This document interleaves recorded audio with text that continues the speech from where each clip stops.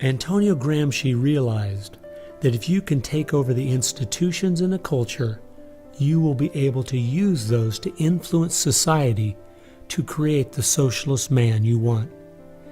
I think the most brilliant part of his plan was that he realized you could not only create a man that wanted big government to take care of him cradle to grave, but, and this is the genius of Gramsci, you could create a man that needed big government to take care of him cradle to grave. A man so dumbed down and so minimized in society, he wouldn't have the intellect or character to take care of himself. The reason this is so deadly for America is that once we have a certain percentage of the population in that category, our limited constitutional form of government is no longer possible because too many people won't be able to exist in that framework. We are approaching that tipping point rapidly.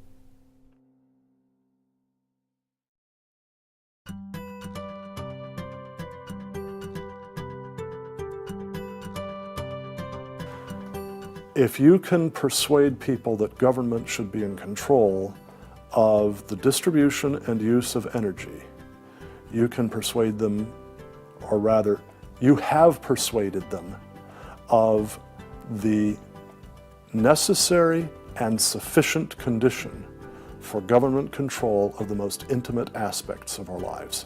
One of the main thrusts of socialism these days is obviously through the environmental movement. You know, one hates to pick on Al Gore too quickly and easily, but I read the whole of his book, Earth in the Balance, Ecology and the Human Spirit, back in 1992 when it was first published. And if you know anything about the history of political philosophy, you read the last chapter in that called A Global Marshall Plan, and you understand that there is no way to implement what Al Gore was calling for in 1992 in that book, except by means of totalitarian world government. Patrick Moore, who was a co-founder of Greenpeace, and he was a very dedicated environmentalist, quit Greenpeace when he realized that it had been captured by radical leftists who were intent on using the environmental movement as a vehicle to destroy capitalism. How many factories work when there's a power outage? None. You want to hurt business, you want to drive down industrial production, you just drive up the prices of energy, you just diminish its availability. And the easiest way to do that is to make people scared to death of the cheapest forms of energy, which are fossil fuels, oil, coal, natural gas, and nuclear energy. They had already made people afraid of nuclear because of irrational fears, but then they had to figure out a way to make them afraid of fossil fuels. Well, the way to do that was to say they're going to cause catastrophic global warming. So I used to think this was just one great big distraction. If they want to put their energies toward the environment, but now I see that this is now being turned around and used as a tool to further a socialist agenda.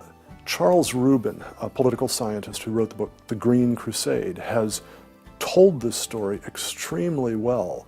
Environment comes from a French word meaning surroundings. Well, now, what is surroundings? Everything around you, right? And so, as Rubin points out, environmentalism is literally everythingism. And so, if you were a socialist committed ideologically to the notion of government having control of everything about our lives, and you saw that you were losing the contest in terms of the creation of wealth and its distribution to capitalism, you had to find some other basis on which to promote your vision of government and to pursue its implementation. Environmentalism, or everythingism, was the perfect card.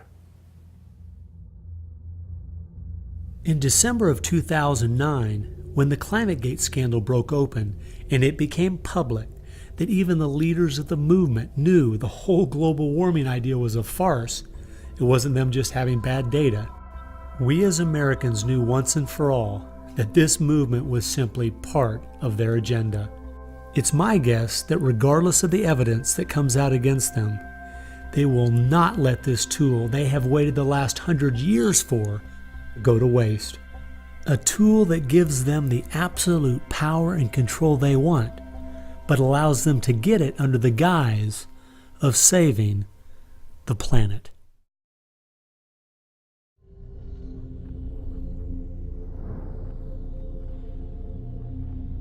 He was born of left-wing parents.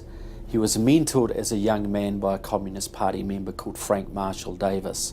Now, Davis joined the Communist Party in Chicago, and he was very well connected there.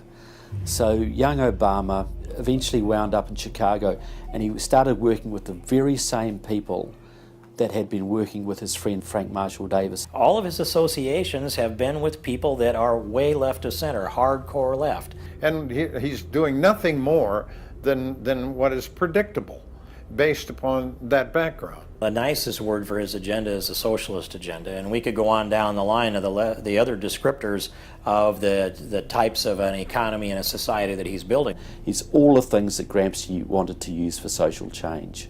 Yeah, he's the epitome of the movement. If you think there's no way that so few could be so effective, consider this. When the Communist Party USA split in 1992, the group that formed was the Committees of Correspondence, and it was their meeting I attended that summer at Berkeley. As I started researching that group, I saw that many of the same people who started or have worked with the Committees of Correspondence and its sister organizations were the same people who were involved with President Obama's campaign and administration. I found file after file on Trevor Loudon's website documenting with footnotes and photographs these connections.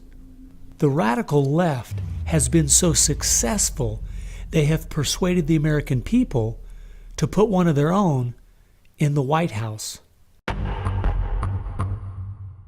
Socialism and Marxism go together like Mary and Mary's little lamb. The general populace knows very little about what the socialists are up to. If you're going to find socialism, you're going to find the hardcore communists right behind it. One of the main avenues has been through what they call the Congressional Progressive Caucus. 20% of the US Congress are members of this organization. They have chairmanships of most of the major House committees and are easily the single most powerful bloc in the US Congress. And virtually all of them are tied to either Democratic Socialists of America, the Communist Party USA, or other radical organizations. We're literally at this very time watching what's transpiring and has been going on from the Fabian socialist point of view from 1883 to the present. So these guys don't give up. And they're going at a breakneck speed because they know they've got an opportunity now to change America in a way that can never be changed back. And they're going for broke. The Bolsheviks, they're just waiting in the woods and they're just smiling like you can't believe. You just read the Communist Party USA blog and they just can't believe their good fortune. Every time they turn around, they just can't believe this is happening. They're like me. I'm a Christian conservative and I can't believe they've been so successful in doing this. The left has started multitudes of foundations and nonprofit organizations, many of which are using our tax dollars to grind America down.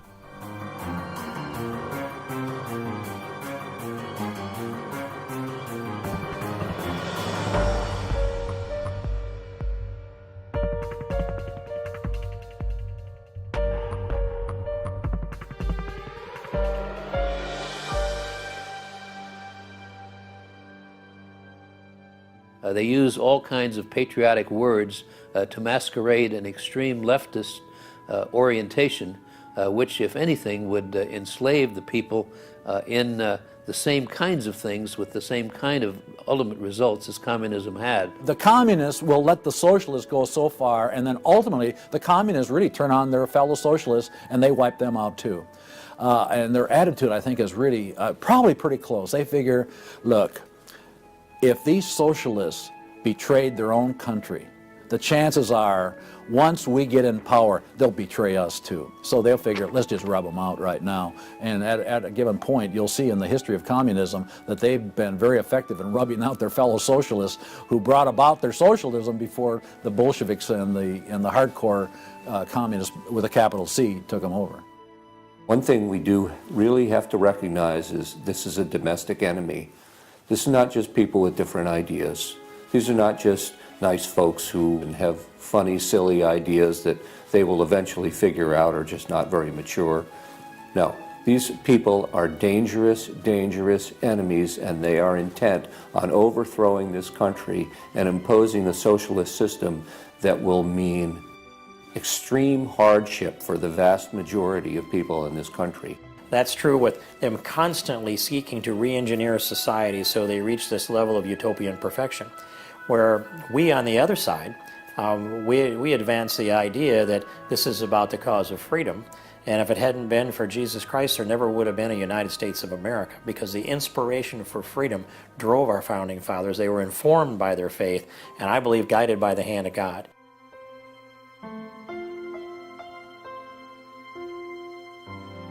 No.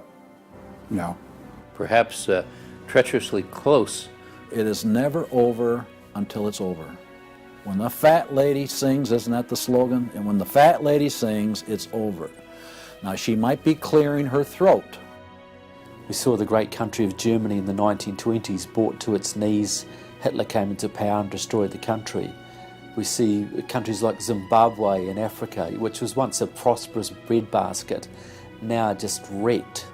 Argentina was destroyed by the socialist Perón in the 50s. It was one of the richest countries in the world. So, no, we're not at the point of no return, but it's getting pretty late in the day. There's no time to be casual, that's for sure. We've spent too many years thinking, because we have Republicans in office or the stock market is doing well, that everything's okay. This is why the left has gained so much ground. It doesn't matter who's been in office. They've just continued pushing forward with their agenda.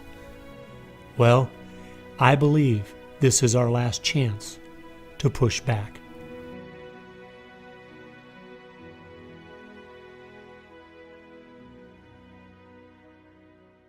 If people are looking for something to do, we have our work cut out for us. I believe one of the things that we can do that will have a profound impact in changing America is praying. Well, as soon as we get off our knees, we need to get on our feet. Become educated about what's going on in the country. Spend time reading, understand their philosophy and their goals. They have to master this documentary. They have to go over it a dozen times. It might be having a monthly movie night with family and friends, watching one of the many great documentaries out there about what is going on in our country.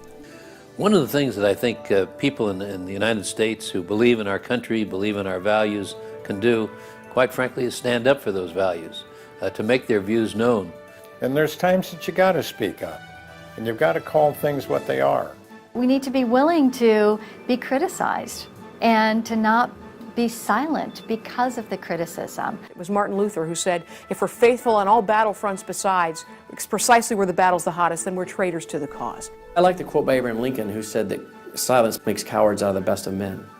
And we got a lot of people that need to be speaking up right now.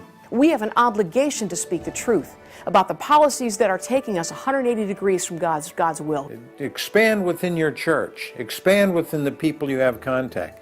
Bring them up to speed and knowledge on what's going on.